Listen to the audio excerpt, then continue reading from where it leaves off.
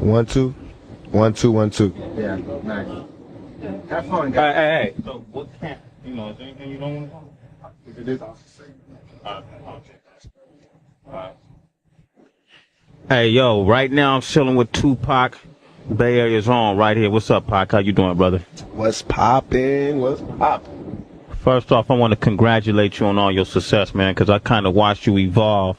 Yeah. And, and even though, I think most people from the Bay Area, even though we couldn't be there by your side, we kind of felt like every episode you went through in your life that we could only see through the media, we was right there, And brothers got a lot of love for you in the Bay. Want to know when you coming back for a minute.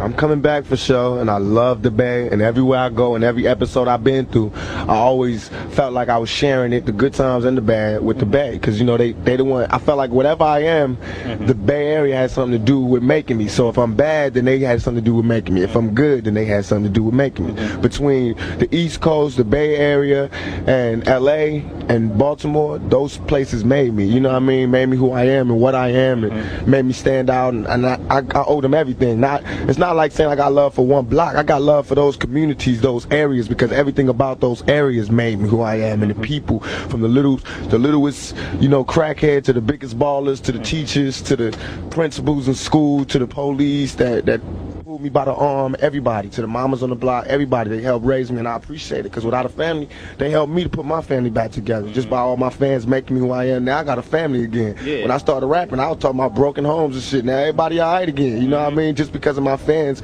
being behind me, you know what I mean? And making it more than just a fan artist thing, making it more like, that's our homeboy, and we supporting them, and I appreciated that, going to jail and them making me number one. The people made me number one, you know what I mean? And I appreciated that, and I appreciate them sticking up for me when everybody be kicking me in when I'm down and everything. That's love, and I never trade that. So for the Bay and Philly and all those areas, man, all those ghettos, all those towns, I love you, and don't let this East Coast, West Coast thing get to you. I love y'all with all my heart, with everything, man. I do this for y'all. Just know that if it was you, you do the same thing in my position. That's KC. What's poppin', man? Come back here, man. Oh, okay. Okay. That's KC, y'all. Jodeci. Doing the video for How Do You Want It. Yeah, we kicking in the trailer with these fools right now, and it's setting off the hook. On a serious note, this is what I want to ask you, man, because it seemed like every time you come up, like with each album was something that would set you back, like the incident that happened in Berkeley back in the day with the police, and then the trials you went through with the lady back east, and then the situations you're going now when you getting caught up in the system. Every time you come up, it seems like it's something bringing you back down. When you caught up like that, what is it that goes through your mind when you got millions of fans out there wondering about you? It hurts me in one way because they be looking at me like, damn, you got everything, why you doing this? Yeah. And in my heart, I'd be like, damn, man, y'all know I don't want to go to jail. I'm just trying to live, you know what I mean? And on the other hand, it's like, I can't really take it personal because I'm a reflection of the community, and all young black males are going through that. Young black females, young white males, a lot of minorities, period, is going through that. You know what I mean? Going through trying to come up and then getting pulled back 5 steps, and you make 8 steps and they pull you back 18 steps. So to me, it's not personal because they all going through it. Only thing that makes it different and original with me is that people get to watch it from the beginning to end like a soap opera. You get to watch mine, and with everybody else, they get to hide, and go to their homes and deal with it and get over it. With me, you seen me doing it. You seen me deal with my greatest pains. You seen me get over things and go through things, and you know what I mean, handle my life, and you seen it. Everybody saw it, so that's what makes it different.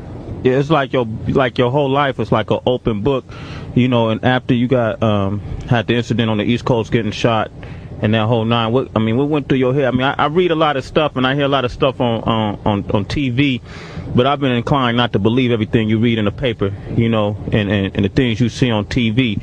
What went through your head as you got shot and all, the whole confrontation that you had with the people that you had it with? I came front, it slowed me down. Went through my mind, was like, damn, I'm shot. I couldn't believe I could ever get touched. You know what I mean? So now that's why I'm more careful, and even more, some people might say disrespectful, but I'm more cautious. You know what I mean? Because I have been shot 5 times. I know what it feels like. It's like I'm cautious now. I'm not trying to be in that predicament. I know we all have choices to make, and my choices have already been made, even if I want to change it. What I learned in jail is that I can't change. I can't you know, live a different lifestyle. This is it. This is the life that they gave me. This is the life that I made. You know how they say you made your bed, now lay in it. I tried to move. I can't move to no other bed. This is it. You know what I mean? Not for the courts, not for the parole board, not for nobody. This is what they gave me. All I'm trying to do is survive and make good out of the dirt, nasty, you know what I mean, unbelievable lifestyle that they gave me. I'm just trying to make something good out of that. Just like if you try to plant something in the concrete, you know what I mean? If it grow, and the rose petal got all kind of scratches and marks, you're not gonna say, damn, look at all the scratches and marks on the rose that grew from the concrete. You're gonna be like, damn, a rose grew from the concrete? Same thing with me, you know what I mean? I grew out of all this. Instead of saying, damn, he did this, just be like, damn, he grew out of that? He came out of that? That's what they should see, you know what I mean? That's exactly what I see, because, you know, brother, you must be truly blessed. You know what I'm saying? You know, to go through all the trials and tribulations you've been through, and still, you know, you still maintaining. You know, and even now, they still coming. You know, you got these demons and obstacles that they just keep coming down harder and harder. You know, I mean, every time you turn around, you got somebody knocking on your door trying to take something from you, right? Come harder and harder, and that's what kills me. It's like every time I think this is it, and I go all out to beat that, I win. Or I lose, and then I come into the next one. It's worse. It's even worse. Like it's like like the Twilight Zone, because it's like some evil, unstoppable shit that it just won't let me go. It's just got his hands on me, and it just want to see me fail. And in my mind, sometimes when I'm drunk or I'm just laying down, I'll be thinking like, damn, is this true? Will I fail? Am I supposed to fail? I mean, should I just stop trying and give up?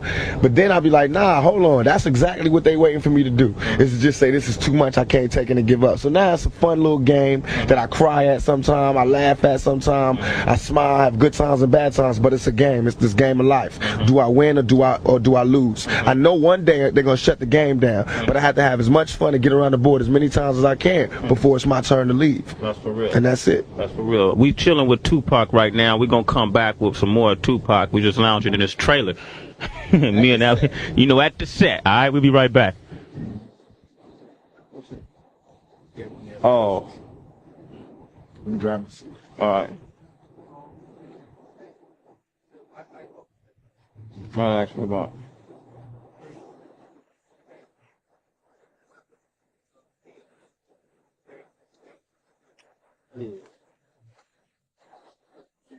Alright, man. You got a light? Yeah. You know, it's funny, man, when I be looking at because I like to study. I like to watch how brothers evolve, you know, and the shit, because you know how this business is, man. Everything is pretentious. It's just like, you know, everybody get that one opportunity, and it's how who maintains it and then making it to another opportunity that lasts. I look at the shit you've been through, dude. You know, I sit and think about it. It's been career ending shit. Yeah. Shit that the next nigga, I mean, I done had problems with the IRS, the police, the Fed, government, raid. I mean, everything that they end your career. That's how you know somebody's trying to end my career. To get you. You know, these are not coincidences. Yeah. I mean, because I've been on probation for shit the niggas get turned loose on. You know what I mean? I went to jail for that year, not for rape, but for touching her ass. Sexually, they couldn't even get me on shit, but touching her ass. And they put you in jail for, and I'm sitting there thinking. And you know, if I go to any club, every bitch in there is grabbing me and touching me. And I went to jail for doing the same thing. And I didn't even do that. I mean, I'm saying in a mix of sex, you gonna touch her. You know what I mean? This was me and her personally. But they took that, and that's and they blew it out of proportion. And then, you know what fucked it up is how, like, the media and shit, I mean, you look in the papers, they paint you so bad. You know what I'm saying? But the motherfuckers, they know.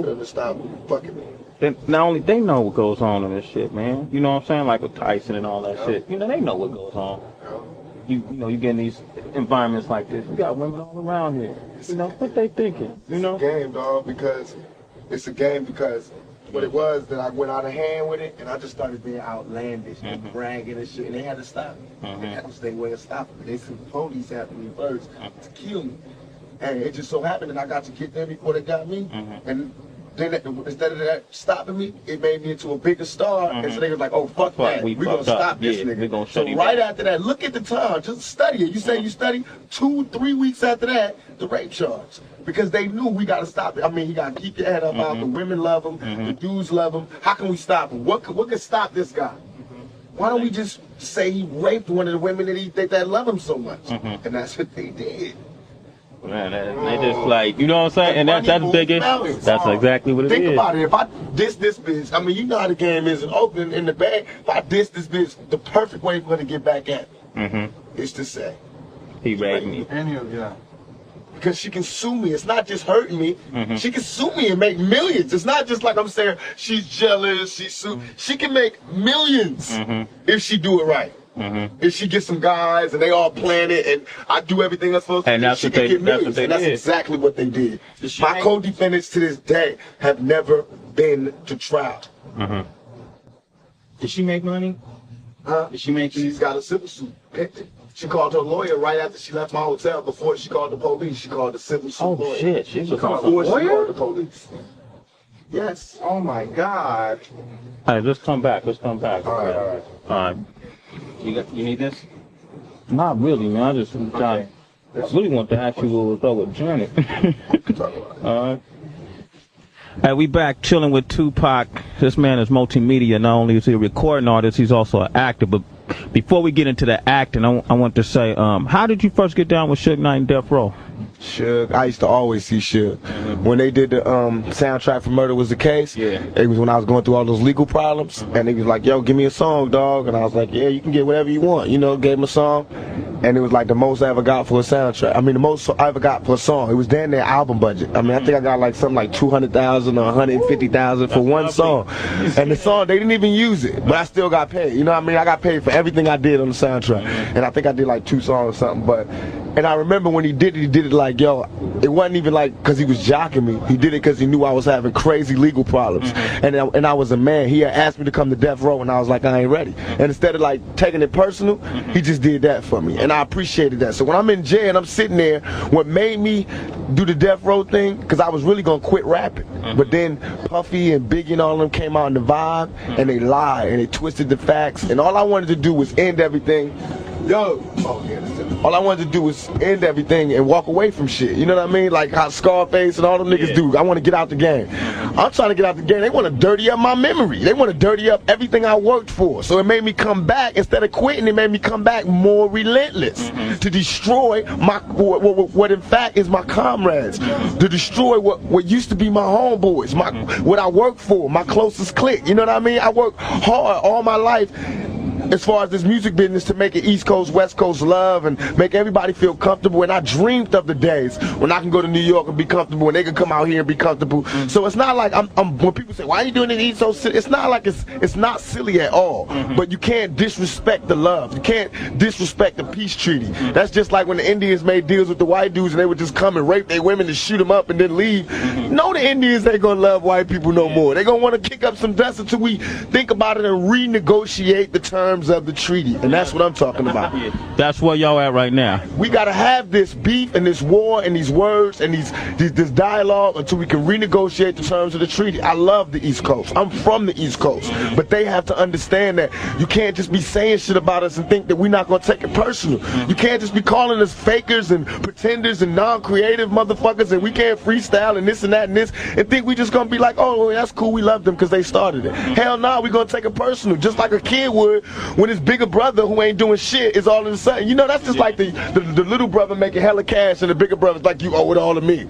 That's wrong, you know what I mean? Don't be mad because the little nigga's coming up, you know what I mean? Now, do you think the East Coast, West Coast rivalry is like both coasts, or because a lot of people think it's more Bad Boy Death Row? It is. It's not both coasts. What it is was that the East Coast, the people on the East Coast are real proud, real cultural, and real strong, just like we are on the West Coast. And so what happened was Biggie came at a time, just like what Hitler did with the Jews.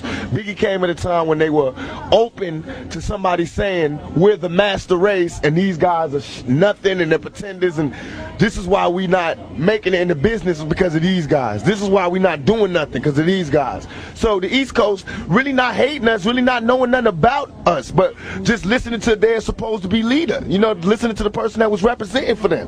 Like, yeah, okay, well, Biggie, you know, he from Brooklyn, you know what I mean? And that's what happened. And so all of a sudden people saying stuff that they didn't even know was what they was doing was like ending our culture when we started. We held it down for y'all. That's how I felt. I was in tears like, what?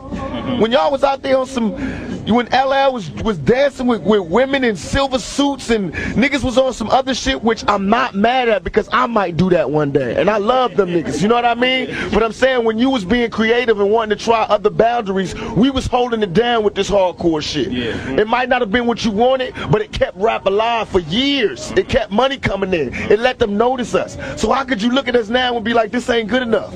You know what I mean? We the broken home. Y'all ain't teach us this. We ain't come from we ain't got no subways or graffiti. We learned this, I mean, in spite of the gangs, in spite of all of that, we came up with this culture. You know what I mean? So I felt like we never got what we deserved. And I took it personal because I'm from the East Coast and I know about that culture, but I know about this culture because I was here when it was getting put down. So now I'm doing what the East Coast would have did if the West Coast did this to the East Coast. I'm riding for my side. You know what I mean? You wrong. This is not right. Recognize us. And the only way the East Coast gonna recognize us is for us to do it on records, by money, by sales, and by representing it. Just like KRS-One. When PM Dawn got on stage and he had talked shit about him, what did KRS-One do? So why are people telling me I'm wrong for doing what I'm doing?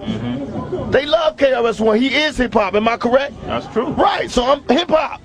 I'm mad at Biggie. I'm rushing the nigga. What's the problem? That's real. If the East Coast separate themselves from Biggie, we'll do shows in the East. Everything is beautiful. But so far, the East Coast has been with every all interviews I read, every letter I read. Niggas is like, fuck Tupac, Biggie this, Biggie, like he's representative of the East Coast. So that's why I attack as though I do, because I'm a general and I'm a smart general. And I'm not going to attack at no blind soldiers. I'm going to attack at those attacking me. Only reason people was mad now is because I came out of jail and made this shit a reality. When I got out of jail, the West Coast, East Coast shit was really started. California love, what I was saying, put it down. And now them niggas is mad because money is fucked up. Attitudes have changed. It's not as safe as it used to be. Niggas got to think about their business steps, and that's what I wanted to happen. Now let's go to the table. Let's talk. Let's make peace. Let's work it out. Let's get a community the money. So you saying with a conversation with guys like Puffy, Biggie, and that whole East Coast? Sit down and conversate with Puffy or Biggie because that's like Scarface sitting down with the dude he overthrew. You know what I mean? They not on my level, but I can sit down with the OGs from there, which we are doing. People don't even know we not beefing with the East Coast. We starting Death Row East. With Eric B, all the OG niggas out there from the East Coast. We got Kane, Christopher Williams, all these artists. We're trying to get Bobby Brown, all these artists. We're trying to put the East Coast Death Row just like the West Coast Death Row and make it major. You know what I mean? Big. Right, but we're not doing that until we get this business settled. And even while we doing that, we're trying to get the Wutang niggas, because I love them niggas. I feel as though they represent the East Coast how we represent the West Coast. And I love them. You know what I mean? So that's what we trying to do. We doing it like if everybody raps is what they really think, then everybody should understand what I'm doing, because it's gangster shit number one, it's war shit number two, and it's all by the rules of the game. You know what I mean? I'm doing shit, I'm calling for dialogue. I'm gathering attention for dialogue, which is what you do in a struggle for power. That's real, that's real. We still chilling with Tupac. It's intense. I love this, brother. I like this, my man, keeping it real. We're gonna come back with more Tupac right here. Man, I want to ask him, hold up, one more thing with the Man, that's so profound what you're saying. But it's real, huh? It's real. It's so real. I never thought about it. It's realer than what so brothers. Profound. They see. People think it's realer than what they think. People think I just got out of jail and was like, just because I got shot on the East Coast, I'm like, fuck the East Coast. Yeah, you know, no. Half the rappers from the East Coast was there when I got shot. Nobody knew a thing. That's just like you come into the hood and the police ask them what happened, and everybody's like, I don't know. You know they lying. And all I was doing was like, give me my proper etiquette. If Biggie was out here on the West Coast, he was in the studio with me and we homeboys, and he got shot, no, I wouldn't tell him who did it, but I wouldn't go ride on the niggas who did it, but he would want to know who did it. And I'd be like, look, man, these niggas from Watts did it. Boom, this is why. They want to talk to you. When. That's how I do it. Just like when the niggas from the 60s wanted to get a stretch. I went to them personally and talked to them. I do it by the rules of etiquette. So I got shot. I'm like, yo, what happened? Come see me in jail. Biggie all in the air to my ear pockets, my homeboy Woom, but not seeing me. My homeboy Stretch is going to Biggie's concerts. Niggas is like abandoning me. But all in the air and on TV, they like, yeah, Pop, rest, you know, keep the struggle on. I was like, yo, I'm starting to turn into like Slick Rick. Niggas is just going to act like I'm going to just be in jail and they going to give me shout outs and try to take my position. And if you watch, that's what Biggie did. Listen to his, I was there, nigga, I trained the nigga, he used to be under me like my lieutenant. The nigga, I used to come in New York, I used to do shows and let the nigga come on before I did Keep Your Head Up and Get Around. Because nobody knew the nigga in New York.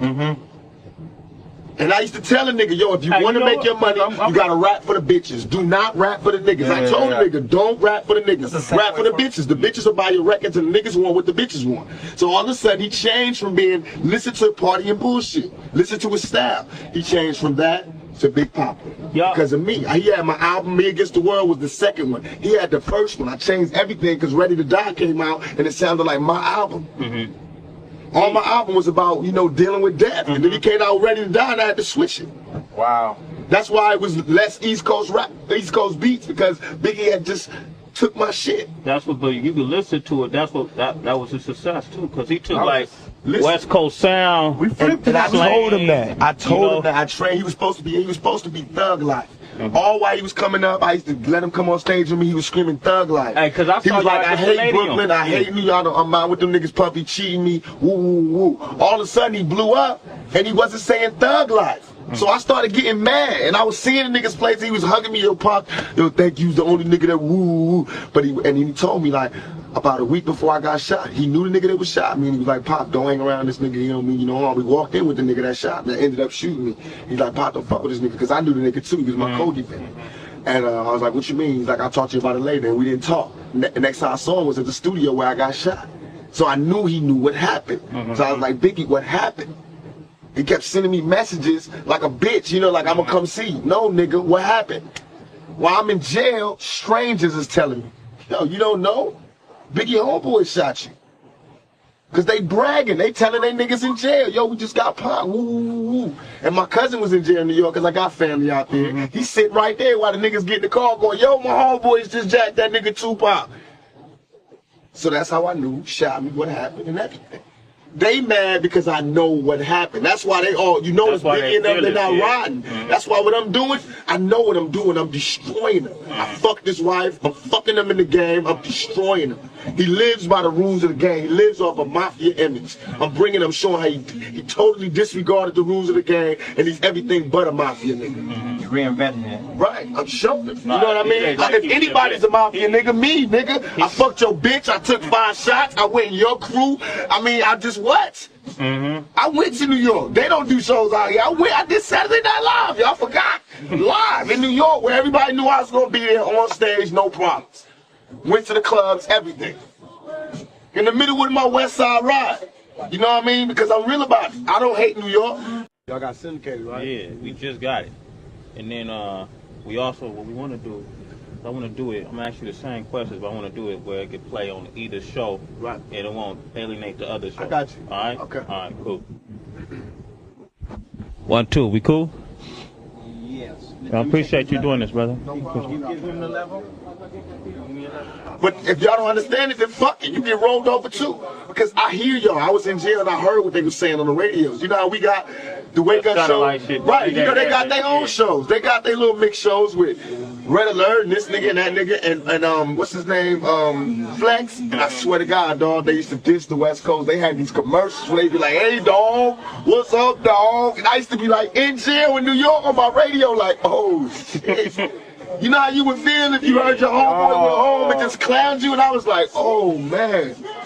Oh, and all my homeboys like, yo, Puffy just did a show out here. I was like, how was it? It was like, good, we gave him love, we gave him this, we gave him that. He was talking all this unity shit, but then when they go home, They be popping Q-Tip, they made all these underground tapes dissing us. Q-Tip? Yes, Q-Tip. to me on some So shit. then when niggas ride back, then they want to talk about the culture and be hip-hop and shit again. But that's not fair. How you gonna be bold? And that's what they all do. They all play badasses.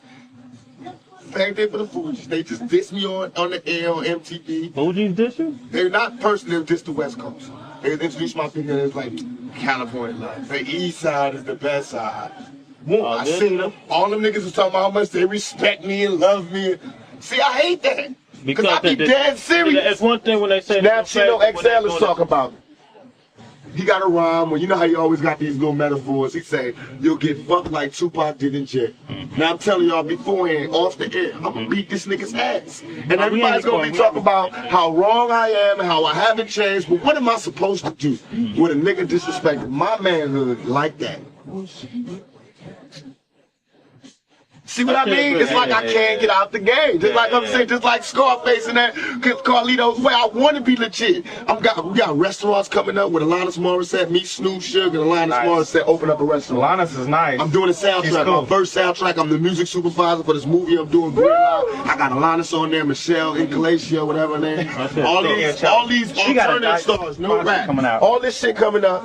But what's gonna reign supreme in '96 and '97 is the ride I'm doing. And it's not even like I feel like I'm doing it for hip hop. All I'm trying to do is get the imposters out. I remember Biggie sleeping on my couch. I remember begging bitches to fuck him. You feel me? Yeah. So Big Papa don't mean nothing to me. He know it. He know it. That's why he can't fight me. That's why he can't battle me. Yeah. You know what I mean? I can make songs talking exactly about him, and he can't talk about me because he know. I'm the one that used to buy him champagne. All that shit he talking, that was me buying him that. He talking about my lifestyle with his album. Because when he was doing his album, he was broke, nigga. I was having money. The shit he talking about was my life. Thug life. That's what he talking about. All that Junior Mafia, them niggas was young motherfuckers that used to hang around that I used to give money to get on a train to go home at night. Little Caesar and all of them. And Kim and all that. Yeah, so now they rapping against me, and you can imagine how I fucking feel.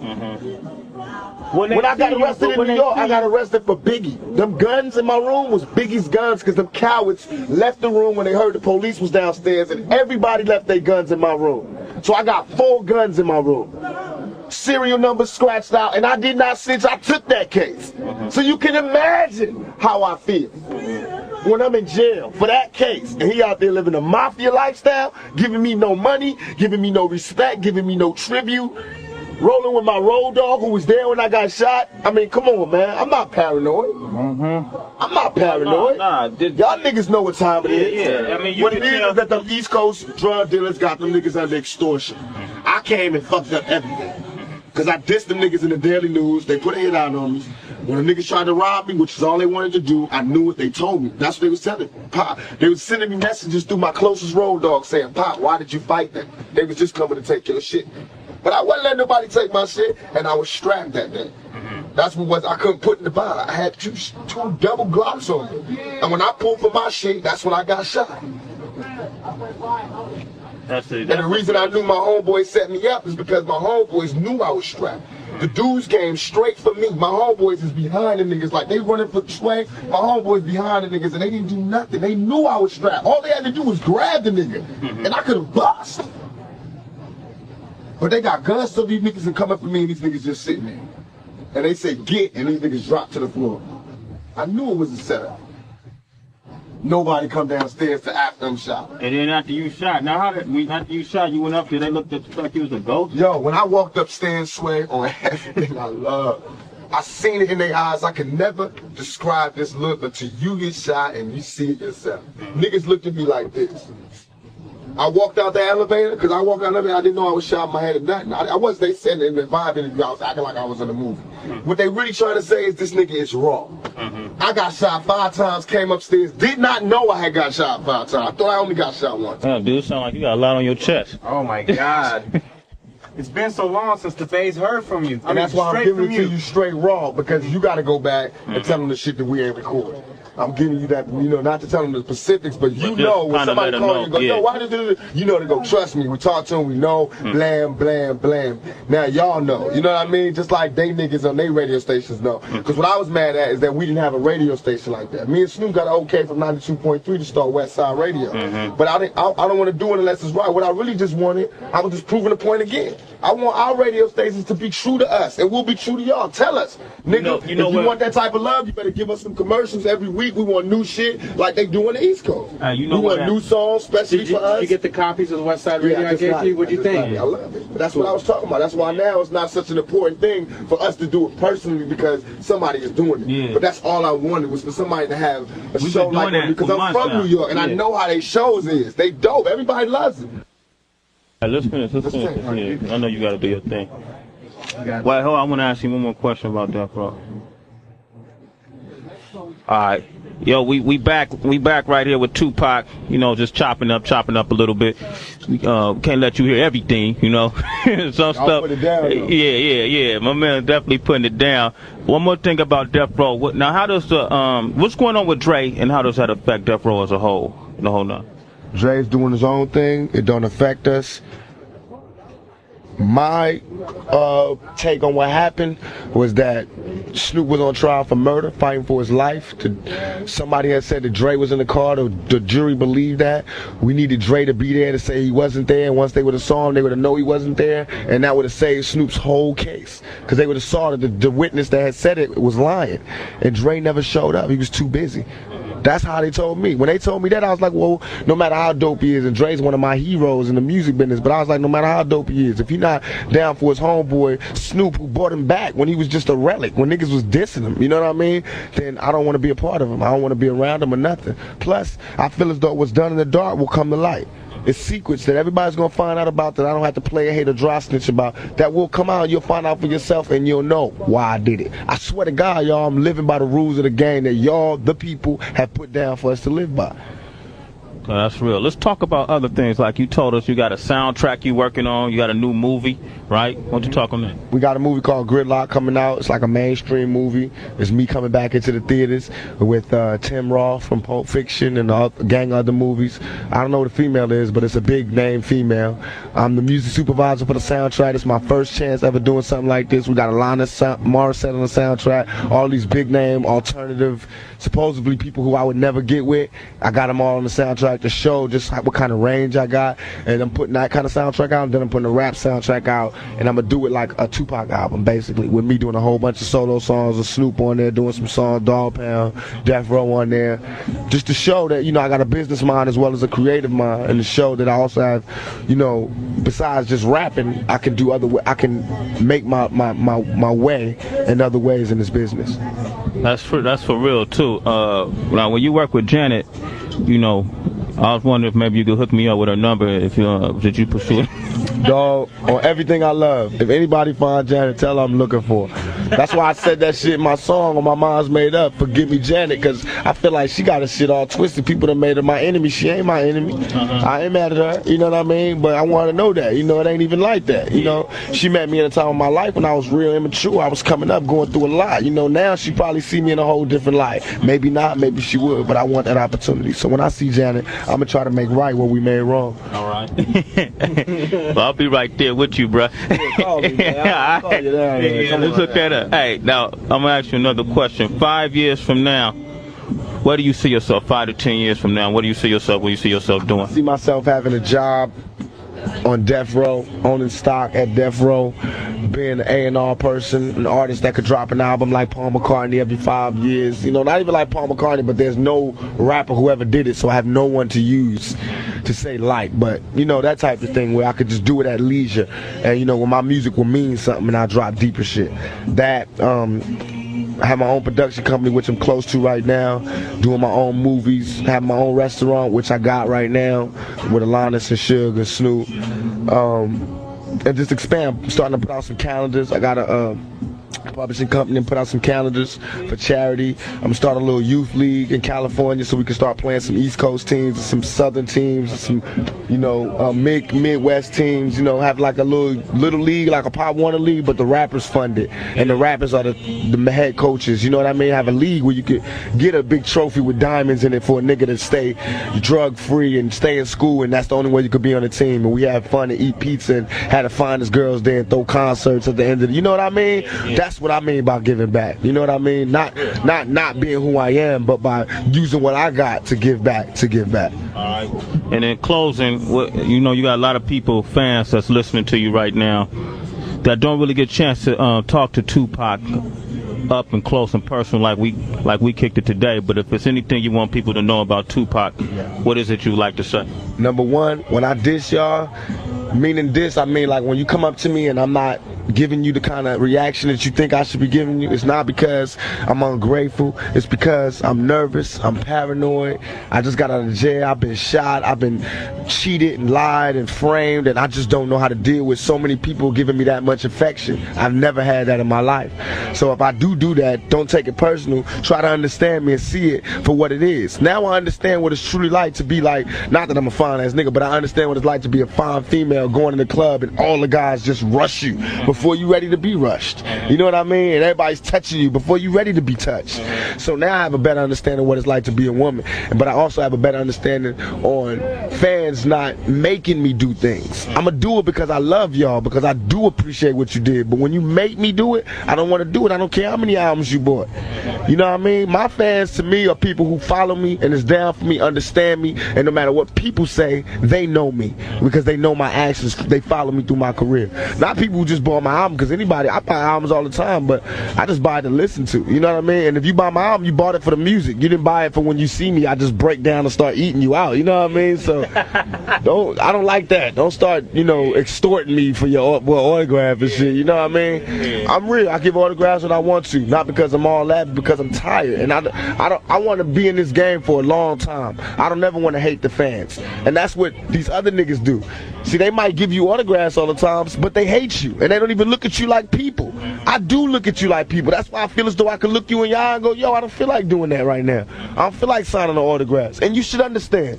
Because I'm looking at you like a human being. Let's kick it. Let's not take pictures. Let's just kick it. Do that. I want some females to do that. Just come up to me and be like, "Pa, look," because every female want to come up to me and be like, "I know you think I'm like everybody else," and treat me bad and tell me no. Be the opposite way. Everybody doing that. Everybody trying to show me how much they not attracted to me. Do the opposite. Because, these ghetto girls, these minority women is what I call them. Them the only women I could get. Everybody else scared of me. Their parents telling them not to mess with me. So y'all can't fade me. Y'all can't turn on me. Don't change on me. Stay down for me because I stay down for you. And don't extort me, and let's just do it forever. There it is. Tupac Shakur kicking on the set right here. Want to ask about the new two projects you have coming out. Can you ask me a little bit about that? Like the new single, or like the videos? Okay. Because a lot of people, you got a big marketing plan coming out with that. Yeah. And then we'll edit that in. Okay. All right, well, you want me asking like, this project he's doing with Jodeci? Okay. All right, yeah. Hey, Pac, why don't you talk about the project you're doing with Jodeci right now? How Do You Want It? Man. My next single is going to be How Do You Want It, America's Most Wanted, Hit 'Em Up, and California Love, the version that people never could buy. You know what I mean? And Hit 'Em Up is the song which is a classic hip-hop record, meaning a straight battle record to all the Bad Boy staff. You know what I mean? From Puffy to Biggie to Lil Kim, all of them. And them too, because they been talking a lot of shit, and I got them. I got songs to them. I got this song called When We Ride on Our Enemies, and I'll be like, nigga, you barely living. Don't you got sickle cell? See me have a seizure on stage. You ain't living well. Hell, how many niggas want to be involved? See, I was only talking to Biggie, but I'll kill all of y'all, then ball. And that's the truest shit I could ever have written, because these niggas in Mobb Deep is little kids. When I was in jail, when they came out with that song where they was like, Thug Life, we still living it. You know, in that song that they had, they were talking about, they was like, Thug Life, we still live. I took it as a diss. So from jail, I'm calling my little homies in Atlanta like, yo, they got a show out there. Get with them bastards. So my homeboys rolled them niggas like what Southern niggas was cowards. In the car, like looking forward, like they didn't see my homeboys going, Thug Life, motherfucker, what's poppin'? You know what I mean? So I hate niggas like that. And these are some young busters who's getting souped up by their block to come up against a motherfucker they don't even know. Mobb Deep, you know, like I know, I'll swallow them. Now, if this was somebody I couldn't fuck with, I'll tell you. But Mobb Deep, I'll swallow them niggas. I will have a train on them niggas, you know what I mean? One of them niggas got sickle cell. He barely breathing. He don't even want to see me. He'll have a fucking seizure. They both weigh like 100 pounds. They don't want, my little homies is attacking them. That's why I ain't even addressing the Mobb Deep issue, because they not even on my level. I find it disrespectful that they even think they can attack me or the West Coast. So I don't even address them little buster ass babies. And please print that, because it is on and popping. And when I say it's on and popping, I mean when I see the niggas in the spot, it's on and popping. I'm not one of them fake diss record writing motherfuckers. Only time I won't rush a motherfucker is because he straight up told me he got respect for me. He don't want no drama, because I ain't no bully. I'm not just going to beat no motherfucker up because the crowd want to see it. You know what I mean? If you don't see me rushing them, that means because they bowed down. Now the Mobb Deep fools, they don't want it. Chino, XL, Mobb Deep, Bad Boy, Biggie, Little Caesar, Junior Mafia, all of them is on our hit list, and I'm getting with them. I got a new clique called the Outlaws. They got an album coming out. It's some Jersey dudes keeping that East Coast flavor popping. It's some West Coast dudes, Southern dudes. It's the epitome of what I represent. You know what I mean? I got Big Sight from Thug Life, the solo project. We got How Do You Want It with Ron Hightower doing the directing with me, and we got all porno stars. We got all porno stars. I got somebody from people from the Bay. I got Nina Hartley from the Bay, Champagne, all porno stars. It's the big time shit. Then we just did a video for America's Most Wanted, which is a classic diss video. We got a Biggie. We got Piggy, we call him P.I.G. in the video, and Buffy in the video, and it's just dope. People gonna be talking about that video because, you know, I'm dissing them niggas. And How Do You Want It is just the dirtiest, nastiest video I've ever done. I got a Playboy version, a regular version. We got nudity, everything. It's just the most amazing video you ever see. We doing that. We doing a video for All Eyes on Me. I Ain't Mad at You. All About You. Oh yes. You know, I got all the money in the world, so we finna put it out. Not me personally, but the record company. So we definitely behind the project, and we gonna put it out. Then after get real slow, I'm gonna release a home video with like Ambitions as a Rider and a couple of the hardcore songs. That's my favorite one. That's the one I listened to over. And track number 1 on the first disc. That's my song. I just did a remix for What's Your Phone Number, which is like I did all new lyrics. I took that MC Light beat that she got out, Keep On Moving Up. Did a remix off of that with that. It's so freaky, you will not believe it. I got a whole new album out ready that I'm just holding for the soundtrack. All clean, all positive, all in the verge of like Keep Your Head Up, Britta's Got a Baby, that type of stuff. You know, just to show the range I got. You know, I put out a hardcore double album, and now I'm gonna put out an introspective, like a Me Against the World Part 2, because that's what I think my fans is looking for, and I know what you're looking for, and I just want to do, as long as you supported my plan, which you have, now I'm gonna show you that I appreciate it. I'm gonna give you the album. You ain't even gotta pay a lot. The double album is not a lot. All them songs is not a lot. You know what I mean? It was straight love, just to show that rappers could do whatever we want to. You want to ask about like Rapper Forte? Oh yeah, damn, that's what it is. That's okay. All right. Hey, yo, Pac, you gave a lot of love back to some Bay Area artists like E40, Forte, you know, Drew Down, and the whole crew. Talk about what made you decide to work with them. Because I can't always be in the Bay, and I know how the Bay is. The Bay is the type of people, man, if you ain't there, they're gonna talk about you. So I want them to know I love you, I feel you, I'm representing for you. So I know I got a certain amount of acclaim and everything, so I bring the Bay with me. I know E40 is what I was when I was with Digital Underground. He is the Bay right now, you know what I mean, him and Forte. So I get them on my album, and that represent the Bay. And it shows that we still all love and still all good, and we, by us being the representatives, we bring the Bay where we go. You know what I mean? And Forte, he always been raw to me, and I like his style. When I was in jail, I used to listen to his stuff. So when I got out, we clicked, we did the song. Now he in jail, and I got to do what he did for me. When I was in jail, he used to send out shout outs and say I support me and everything. Now I support Forte. Everybody pray for him and send letters, and I hope the brother get out of jail as soon as possible and get back to his chips. Because you know it's all a struggle for every young black man. Forte, you know how it is. Only God can judge us. All right, let's end it, huh? Okay. Wait, hold on, let me say. Go ahead and end it. All right. Was there anything else that you wanted to cover? No, I'm straight.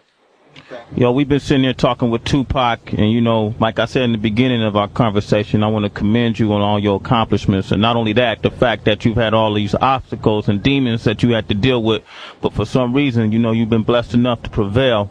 You know, no matter what y'all believe or what you hear from the media, this brother got his head together, and I have no doubt in my mind that he's always going to come out on top. And I appreciate you letting us come down here, brother. I appreciate y'all giving me the opportunity to clear all that stuff up. And I'm going to represent for y'all, and I'm going to always give you the opportunity to ask me whatever questions you want to ask me, whatever way you want to ask me without me tripping. And on the same token, I want y'all to always, just when I give you the story now, it's up to you, because you are our reporters. It's up to you to give it without putting me in jail through what I told you, you know what I mean, without giving out the facts. It's up to you to let the people know what's really popping, what's really going on. So what we going to do, we going to play back what we recorded the way you said it, you know, so it'll be Tupac words, all right? Right. All right, thanks again, man. Tupac Shakur, all right? Everybody stay getting their papers, man. Okay, let's knock out just these so we can use the promos right. What's up? This is Tupac, representing North Carolina, Bay Area. All right. Okay. In any way that you feel. I'm ready. You know, these are you ready? Yeah. What's up, y'all? This is the Thug Lord Tupac. Be sure to check out Westside Radio. It's going down this Friday night. The only station that got mad California love for y'all. 106 KMEL. All right, so let me tell you how to do this though, because I'm gonna play this back. All right, so just how you said it, stuff with the shit, you know that we. Right. I'm gonna play it back just like you said in the morning, and I'm also gonna do it on the wake up show. Wake up show playing L.A., Texas, Florida, Chicago, you know, 8 different cities. All right, so that's just gonna be lovely. Is there any particular, like when we do it for like Westside Radio and stuff like that, is there any particular songs you want us to play for Westside Radio? Nah, not really. Just as long as y'all represent the West Coast. All right. I mean anything for you. Don't play nobody that just. Nah, I'm not into that. You play whatever's pop. All right. We should have you say something like, "Forget what you heard." 106 KMEL, stand true. Only station that's true to the street. Okay, that's a good one. Yeah. Go ahead. Ready? Yeah. Yo, it's Tupac, Machiavelli, the Dawn representing Death Row. Forget what you heard. It's KMEL, the only station that's truly representing for the streets. You know what I'm saying? I wish I wrote that one down. Hey, and I'll just say this: Tupac, you know, chilling with Sway and King Tech worldwide on the wake up show. Okay. Man. What's up, y'all? You know how we do it. Representing that real hip hop with King Tech and Sway on the Wake Up Show worldwide.